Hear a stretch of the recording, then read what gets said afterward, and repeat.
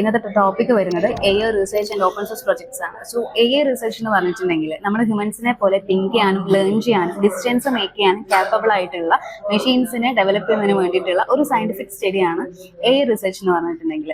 ഇതിന് വേണ്ടിയിട്ടുള്ള new മെത്തേഡ്സും algorithms ഒക്കെ ഫൈൻഡ് ചെയ്യുക, അതുപോലെ മെഷീൻസിൽ എങ്ങനെ സെൽഫ് ലേണിംഗ് പോസിബിൾ ആക്കാം, ആൻഡ് അതേപോലെ എങ്ങനെ ഹ്യൂമൻസിനെ പോലെ മെഷീൻസിന് റീസണിങ് ചെയ്യാം, ഇങ്ങനെയുള്ള കാര്യങ്ങളൊക്കെയാണ് ഇതിൽ സ്റ്റഡി ചെയ്യുന്നത്. AI റിസർച്ച് നടക്കുന്ന കോർ ഏരിയാസ് എന്ന് പറയുന്നത് ഒന്ന് computer vision and natural language processing, machine learning and robotics and reinforcement learning, ഇതിലൊക്കെയാണ് മെയിൻലി AI റിസർച്ച് നടക്കുന്നത്. AI റിസർച്ചിന്റെ പ്രോസസ്സ് എന്ന് പറയുന്നത് എങ്ങനെയാണെന്ന് വെച്ചാൽ ആദ്യം നമ്മൾ അതിന്റെ ഗോൾ ഡിഫൈൻ ചെയ്യാന്നുള്ളതാണ്. അതിനൊരു എക്സാമ്പിൾ പറഞ്ഞാൽ ഇപ്പം ഒരു സ്പാമെയിൽ ഡിറ്റക്ഷൻ AI ആണ് മോഡലാണ് നമ്മൾ ഉദ്ദേശിക്കുന്നതെന്നുണ്ടെങ്കിൽ ആ ഒരു ഗോൾ ആദ്യം എന്താണെന്നുള്ളത് ആദ്യം ഡിഫൈൻ ചെയ്യുക. ആൻഡ് അത് കഴിഞ്ഞാൽ ആ ഒരു മെഷീനെ ലേൺ ചെയ്യുന്നതിന് ആവശ്യമായിട്ടുള്ള ഹൈ ക്വാളിറ്റി ഡാറ്റാസ് നമ്മൾ കളക്ട് ചെയ്യുന്നു. അത് കഴിഞ്ഞാൽ ഏറ്റവും പെർഫെക്റ്റ് ആയിട്ടുള്ള അൽഗോരിതംസ് സെലക്ട് ചെയ്യുക. ആൻഡ് ഈ ഒരു കളക്ട് ചെയ്തിട്ടുള്ള ഡാറ്റാസ് യൂസ് ചെയ്ത് മെഷീൻസിനെ ലേൺ ചെയ്യിക്കുന്നു. ആൻഡ് ഫൈനലി അതിനെ ഇവാലുവേറ്റ് ചെയ്യുന്നു. ഇത് ഇവാലുവേഷൻ കഴിഞ്ഞാൽ അതിനെ റിയൽ വേൾഡിൽ അവൈലബിൾ ആവുന്ന രീതിയിൽ അതിനെ ഡിപ്ലോയ് ചെയ്യുന്നു.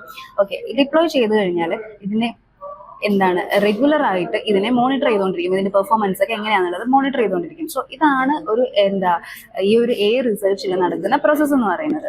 ഇനി AI റിസർച്ചിന്റെ real world applications of AI research എന്താണെന്ന് നോക്കാം. അതായത് ഇപ്പം ഹെൽത്ത് കെയറിലാണെന്നുണ്ടെങ്കിൽ diseases diagnosis and drug discovery ആണ് വരുന്നത്. ആൻഡ് ഫിനാൻസിലാണെങ്കിൽ ഇപ്പം ഫ്രോഡ് ഡിറ്റക്ഷൻ, സ്റ്റോക്ക് പ്രെഡിക്ഷൻസ് എന്നൊക്കെ നമുക്ക് AI റിസർച്ച് നടക്കുന്നുണ്ട്. അതുപോലെ ട്രാൻസ്പോർട്ടേഷനിലാണെങ്കിൽ self driving cars, traffic control, ഇതിലൊക്കെ. എഡ്യൂക്കേഷൻ ആണെന്നുണ്ടെങ്കിൽ പേഴ്സണലൈസ്ഡ് ലേണിംഗ് പ്ലാറ്റ്ഫോംസ് ഒക്കെ. ഇനി AI റിസർച്ചിന്റെ ചാലഞ്ചസ് എന്തൊക്കെയാണെന്ന് നോക്കാം. അതായത് ഒന്ന് ഡാറ്റ അവൈലബിലിറ്റി ആണ്. അതായത് ഞാൻ നേരത്തെ മെൻഷൻ ചെയ്തതുപോലെ ഇപ്പം നമുക്ക് മെഷീൻസിനെ ലേൺ ചെയ്യിക്കണമെന്നുണ്ടെങ്കിൽ ഡാറ്റാസ് വേണം. സോ നമ്മൾ എത്രത്തോളം ഹൈ ക്വാളിറ്റി ഡാറ്റാസ് ആണോ കളക്ട് ചെയ്യുന്നത്, സോ അത്രയും പെർഫെക്റ്റ് ആയിട്ട് നമുക്ക് മെഷീൻസിനെ ലേൺ ചെയ്യിക്കാൻ വേണ്ടി പറ്റും. അത് കഴിഞ്ഞാൽ എക്സ്പ്ലെയിനബിലിറ്റി, അതായത് ഇപ്പം നമ്മളൊരു ഡിസിഷൻ മെഷീനെ എക്സ്പ്ലെയിൻ ചെയ്യാൻ ഉദ്ദേശിക്കുമ്പോൾ അത് മെഷീൻ അണ്ടർസ്റ്റാൻഡ് ചെയ്യുന്നതിൽ ചിലപ്പം എന്തെങ്കിലും പ്രോബ്ലംസ് ഉണ്ടാവും, മേ ബി. അപ്പം അത് ഡിഫിക്കൽട്ടീസ് ഉണ്ടാവും. സോ അതൊരു ചലഞ്ചാണ്. ആൻഡ് അതേപോലെ എത്തിക്കൽ ഇഷ്യൂസ് ഉണ്ടാവാം, ബിയസ് ആൻഡ് ഫെയർനെസ്, ഇതൊക്കെയാണ് ഇതിന്റെ മെയിൻ ചാലഞ്ചസ് ആയിട്ട് വരുന്നത്. ഇനി എന്താണ് ഓപ്പൺ സോഴ്സ് പ്രൊജക്റ്റ് എന്ന് നോക്കാം. ഓപ്പൺ സോഴ്സ് പ്രൊജക്ട് എന്ന് പറഞ്ഞിട്ടുണ്ടെങ്കിൽ ഇപ്പം സോഴ്സ് കോഡ് നമുക്ക് ജനറലി എല്ലാവർക്കും യൂസ് ചെയ്യാൻ പറ്റുന്ന ടൈപ്പ് ഓഫ് AI പ്രൊജക്റ്റുകളെയാണ് നമ്മൾ ഓപ്പൺ സോഴ്സ് പ്രൊജക്ട് എന്ന് പറയുന്നത്. ഇപ്പം സ്റ്റുഡൻസിനാണെങ്കിലും ഡെവലപ്പേഴ്സിനാണെങ്കിലും റിസർച്ചേഴ്സിനും ഒക്കെ ഇപ്പം സ്റ്റുഡൻസിനാണെങ്കിലും ഡെവലപ്പേഴ്സിനും റിസർച്ചേഴ്സിനും ഒക്കെ ഒരേപോലെ തന്നെ ഇതിപ്പോൾ നമുക്ക് ഫ്രീ ആയിട്ട് ഡൗൺലോഡ് ചെയ്ത് ഇതിൽ സ്റ്റഡി ചെയ്യാനും കോൺട്രിബ്യൂട്ട് ചെയ്യാനും അതേപോലെ ഓൺ പ്രൊജക്ട്സ് ഒക്കെ ബിൽഡ് ചെയ്തെടുക്കാനും ഒക്കെ ഈ AI പ്രൊജക്ട്സ് നമ്മളെ ഹെൽപ്പ് ചെയ്യുന്നുണ്ട്. ഇനി AI പ്രൊജക്ട്സ് ഇപ്പം പോപ്പുലർ ആയിട്ടുള്ള ഓപ്പൺ സോഴ്സ് AI പ്രൊജക്ട് ഏതൊക്കെയാണെന്ന് നോക്കാം.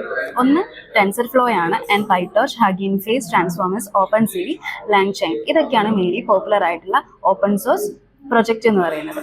ഇനി ഈ ഓപ്പൺ സോഴ്സ് പ്രൊജക്ട്സ് ഒക്കെ നമ്മുടെ AI ഡെവലപ്മെന്റിൽ ഒരു ഇമ്പോർട്ടൻറ്റ് ഫാക്ടറാണ്. ഓക്കെ, സോ ഇതാണ് ഓപ്പൺ സോഴ്സ് പ്രൊജക്ട്സ് എന്ന് പറഞ്ഞിട്ടുണ്ടെങ്കിൽ. Thank you.